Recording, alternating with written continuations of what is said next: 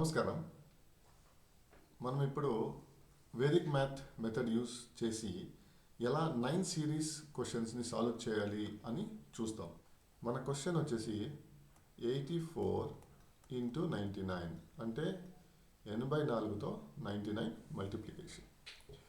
So ఇక్కడ మనం observe చేయాల్సిన విషయం ఏంటంటే రెండు డిజిట్స్ అంటే మల్టిప్లయరు మరి మల్టిప్లికెంట్ రెండు సేమ్ డిజిట్స్లో ఉండాలి. 1 2 1 2 అలా ఉండాలి. మళ్ళీ మనం 84 తీసుకున్నాం. ఇప్పుడు 84ని మనం యూస్ చేసుకున్నాం. 84 మైనస్ 1, 84లో ఒకటి తీసేస్తే 83 వస్తుంది మనకు. 83.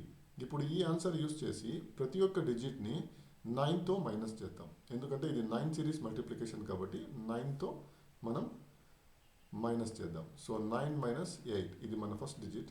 Answer would be 1. And 9 minus 3 second digit minus చేస్తే ఆన్సర్ 6.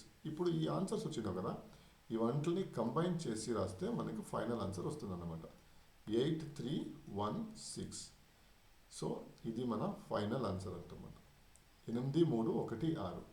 ఇది మన వేదిక్ మెథడ్ యూస్ చేసి చేస్తే ఇలా ఈజీ ఉంటుంది అన్నమాట. ఇప్పుడు ఇంకో మెథడ్ చేద్దాం.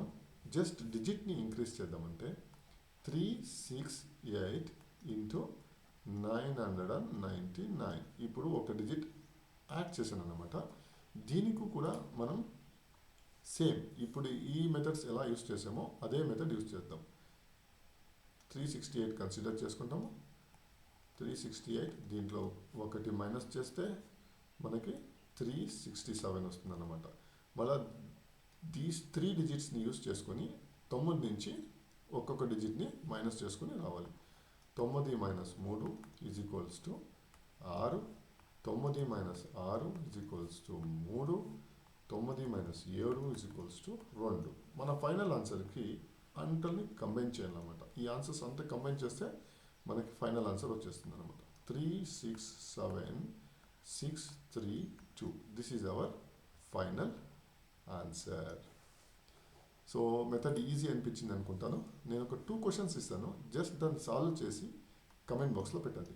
72 72 ఇంటూ 99.